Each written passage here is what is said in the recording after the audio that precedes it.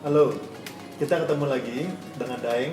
Di sesi ini kita akan bertanya sedikit lebih jauh tentang perjalanan Daeng mengejar pendidikan S3.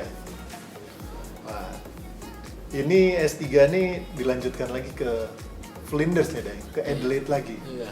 Ini gimana ceritanya Daeng? Ini sudah kadung senang di sini sehingga tidak mempertimbangkan daerah yang lain, atau memang ada subjek yang kampusnya yang memang mendukung subjek yang diminati?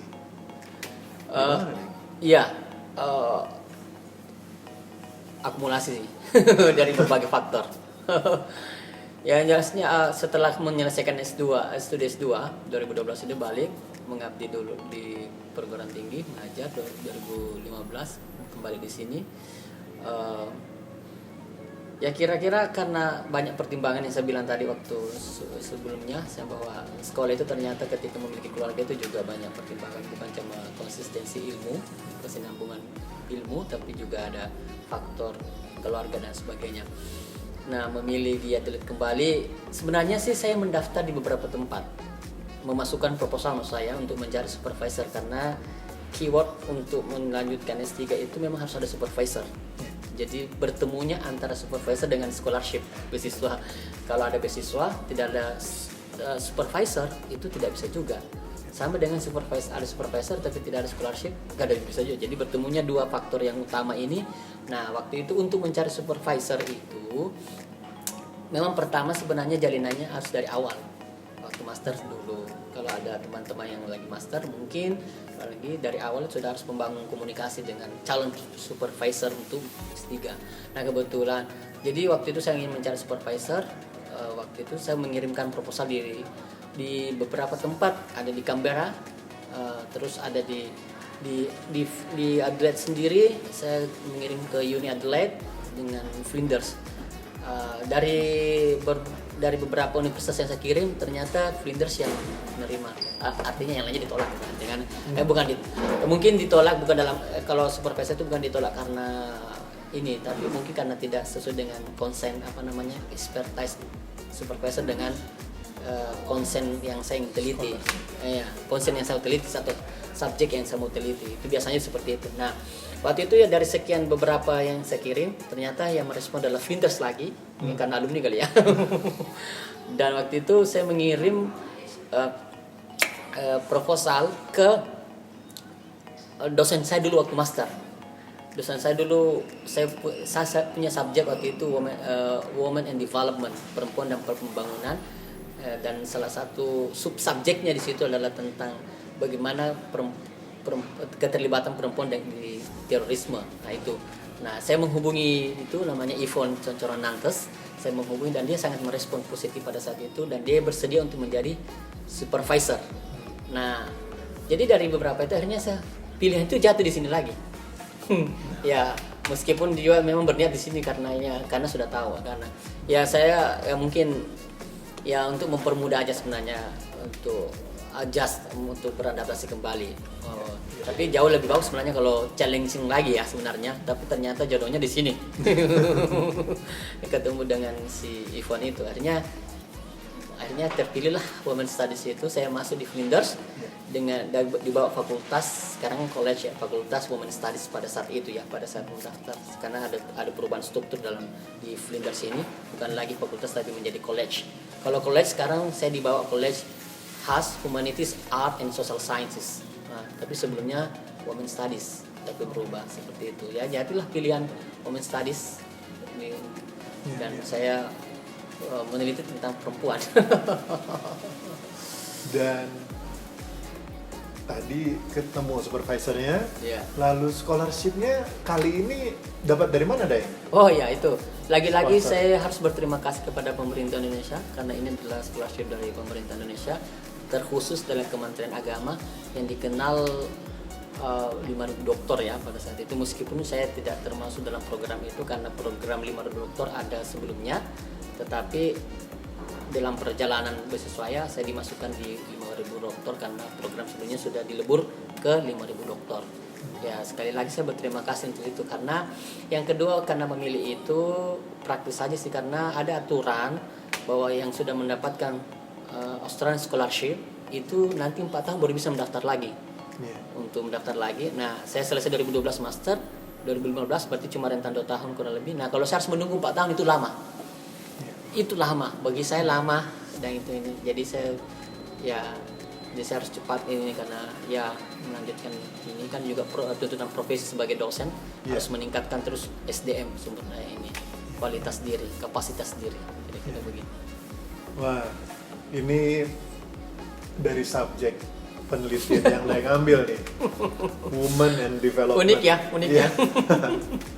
Ini ada mungkin pesan-pesan atau temuan yang Daeng dapatkan sewaktu penelitian yang bisa disampaikan mungkin yang baik untuk teman-teman.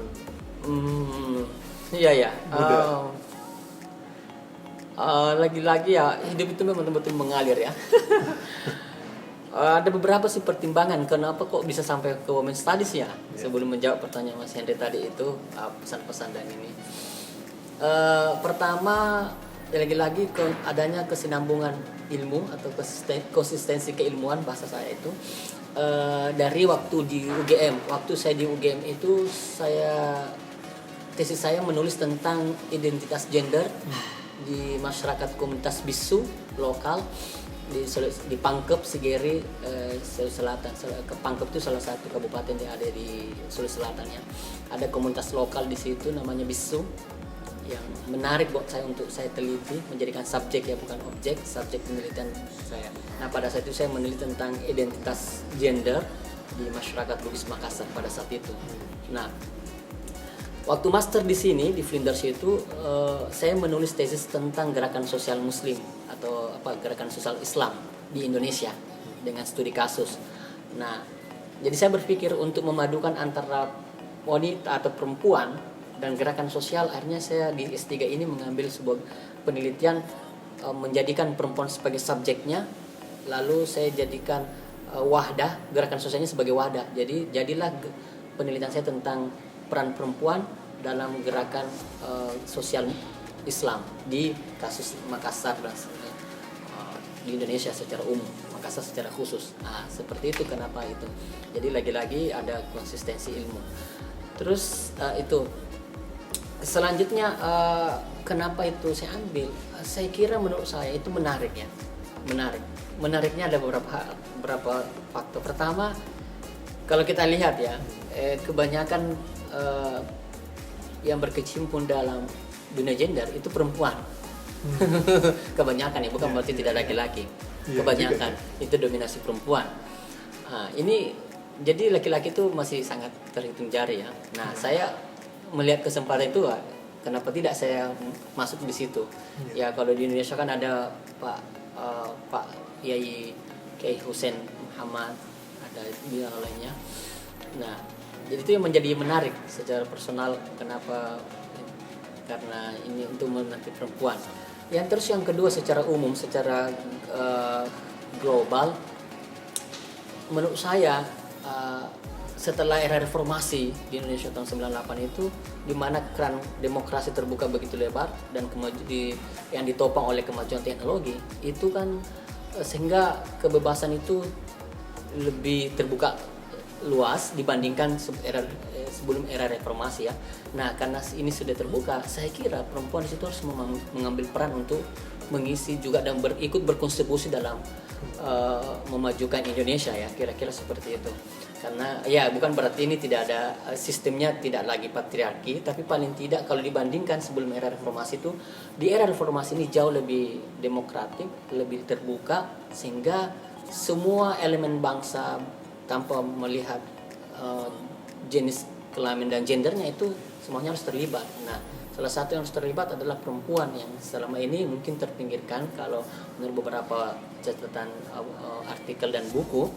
Nah, ini saatnya berperan lah, kira-kira seperti itu. Dan kebetulan penelitian saya melihat bahwa ternyata di penelitian saya memperlihatkan bahwa ternyata perempuan-perempuan peran dalam organisasi itu sangat progresif dan dinamis.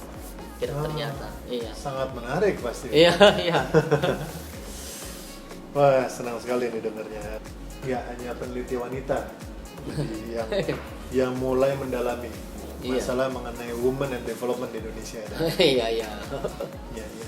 Nah ini Daeng, lalu Daeng selesai S3, Iya. itu berarti selesainya ini 2019 19. kemarin Daeng, Iya, Juli. Juli. Iya. Nah sekarang ini Daeng masih di Australia. Saya dengar-dengar Daeng ikut serta membantu salah satu profesor di sini mengenai penelitian beliau. Boleh tahu nggak Daeng? Oh iya, itu ya dari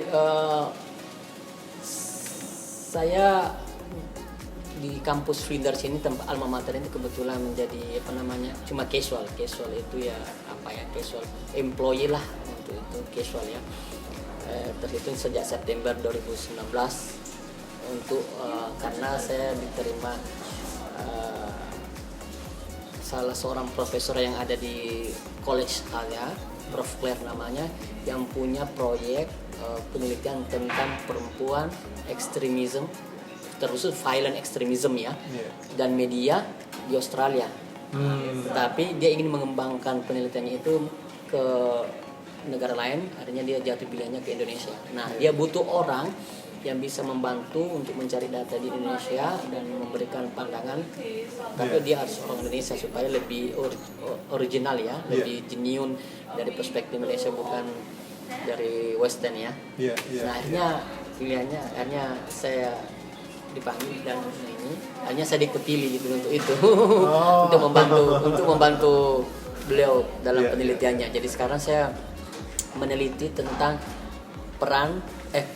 perempuan, violent extremism atau terorisme media di konteks Indonesia. Nah, gitu. Nah, itu yang saya kerjakan sekarang, membantu penelitian itu. Iya. Wah, itu dari hasil penelitian yang sekarang ini ada pesan-pesan nggak Dek? Untuk kembali lagi nih untuk teman-teman generasi muda terkait dengan perkembangan teknologi yang sedemikian pesatnya, keterbukaan informasi, lalu juga sepertinya batas-batas yang dulu ada dalam kalau kita mau pelajari sesuatu, itu sudah tidak terlihat lagi karena dengan mudahnya kita bisa dapat informasi itu mengenai internet. Gimana, ada tips mungkin yang bisa atau saran? Iya. Sebelum sampai kepada tips dan saran, saya punya dasar empirik ya untuk itu, hasil penelitian saya yang saya lakukan sekarang ini. Bahwa ternyata untuk konteks Indonesia beberapa kasus terorisme misalnya perempuan yang terlibat itu karena terprovokasi oleh media sosial. Jadi beberapa kasus, tidak semua ya, beberapa kasus memperlihatkan yang saya temukan di lapangan setelah meneliti. Ternyata teman-teman perempuan ini menjadi terpapar oleh nilai-nilai ekstremis yang violence ya, teroris itu karena ada oleh media sosial. Dia sempat, karena ya seperti Mas Henry tadi mengatakan bahwa tidak ada lagi limitless, siapa saja bisa mengakses dan sebagainya, selama ada kuota internet bisa mengakses itu. Nah, jadi paham-paham atau ideologi-ideologi yang keras ini, yang terorisme itu dari ISIS, Al-Qaeda dan sebagainya, itu bisa diakses siapa saja. Nah, termasuk perempuan-perempuan di Indonesia bisa mengakses itu, dan contoh kasus yang saya teliti itu, dan itu terpapar oleh media itu. Nah, terkait dengan itu, makanya saya menyarankan kepada teman-teman siapapun dia, paling tidak harus kritis ketika menggunakan media ya.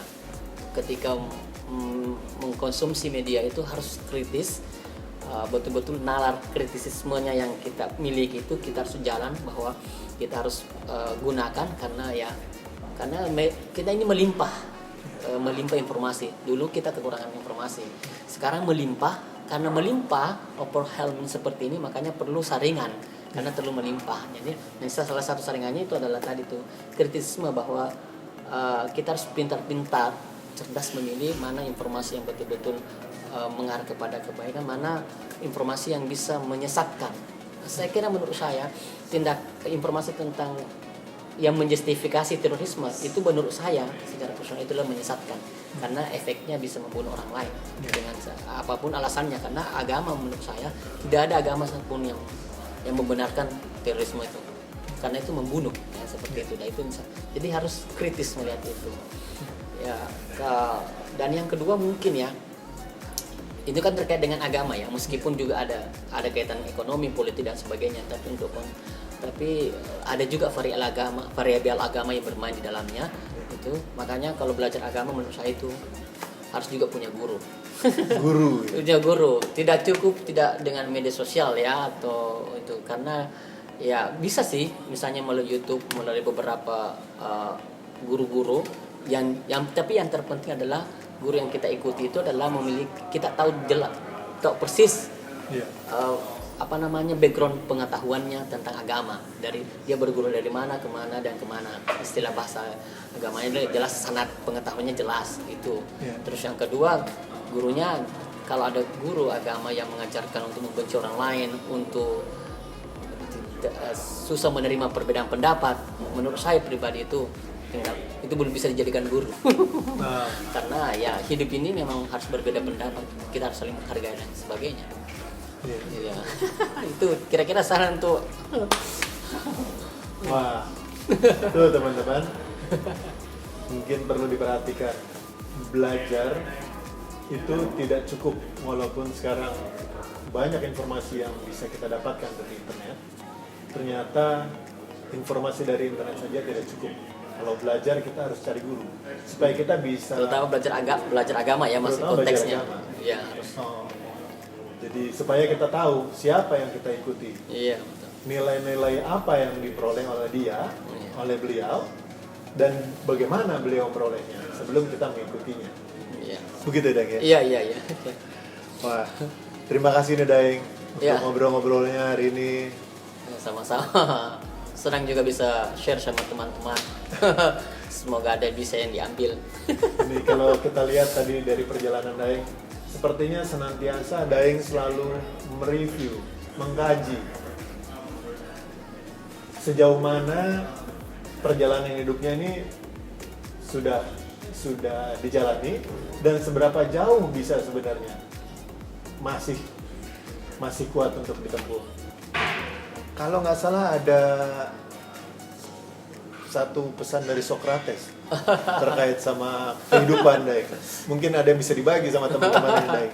Iya, salah satu filosof yang saya kagumi itu dan banyak terinspirasi dengan Socrates. Dan banyak hal yang saya pelajari dari Socrates. Ya, bukan berarti yang lainnya tidak ini, tapi ada beberapa dari Socrates itu nilai-nilai yang saya dapatkan. Satu diantaranya dari sekian banyak yang saya sudah sebutkan tadi. Yang pertama itu kegagalan itu bukan pada saat jatuh, bukan jatuhnya, tapi berdiam diri di tempat kita jatuh, itu kegagalan, bukan jatuhnya. Ini yang kedua, ada yang saya terus praktekkan ya, adalah kira-kira kalau kita mau konversi ke bahasa Indonesia mengatakan bahwa hidup yang tidak dikaji atau hidup yang tidak diteliti adalah hidup yang tidak pantas kita jalani, kira-kira seperti itu ya. Atau hidup yang tidak pernah diuji, dipikirkan, itu adalah hidup, kalau seperti itu hidup tidak layak untuk dijalani. Dengan kata lain, bahwa hidup yang harus dijalani itu adalah satu hidup yang sudah dipikirkan, itu yang dikritisi ya. Jadi istilah bahasa agamanya mungkin kita selalu harus ada bahasa otokritik terhadap diri sendiri. Kita selalu harus mereview kehidupan kita dalam 24 jam misalnya, karena kita diberi waktu 24 jam.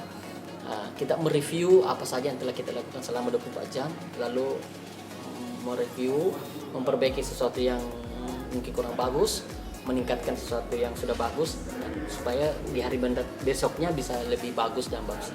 Karena hidup ini kan menurut saya adalah perjalanan mendaki untuk menuju ke Sang Khalik kan. Jadi mendaki itu, dan kapan berhentinya? Berhenti pada saat kita meninggal ya. Jadi bukan berhenti pada kita menemukan satu prinsip lalu berhenti di prinsip tidak. Terus menjadi, istilahnya the process of becoming, bukan proses of being. Ini berbeda. Jadi terus hidup itu adalah proses terus. Yang hakiki yang mana? Yang prosesnya itu. Prosesnya yang hakiki. Jadi ya kita terus selalu ada otokritik ya. Kata Socrates bahwa kita harus selalu memikirkan hidup itu, apakah hidup kita sudah bernilai, sudah bermanfaat kepada orang lain, sudah bermanfaat kepada keluarga, minimal at least lah sekurang-kurangnya untuk keluarga kita sendiri. Kalau belum bisa expand ke orang banyak, kira-kira seperti itu. Wah, luar biasa. Terima kasih banyak deh. Ya, sama-sama Mas Henry. Sudah banyak nih berbagi dengan kita. Semoga bermanfaat buat teman-teman yang suka, bisa like atau subscribe. Kalau ada yang mau menanyakan sesuatu silakan tinggalkan komen Anda di bawah ini. Dan untuk yang ingin mendapatkan informasi lebih lanjut mengenai beasiswa yang sempat Daeng dapatkan, bisa dilihat di deskripsi di bawah video ini. Terima kasih, sampai ketemu lagi di bincang-bincang berikutnya dengan teman-teman. Terima kasih, mohon maaf atas segala kekurangan ya.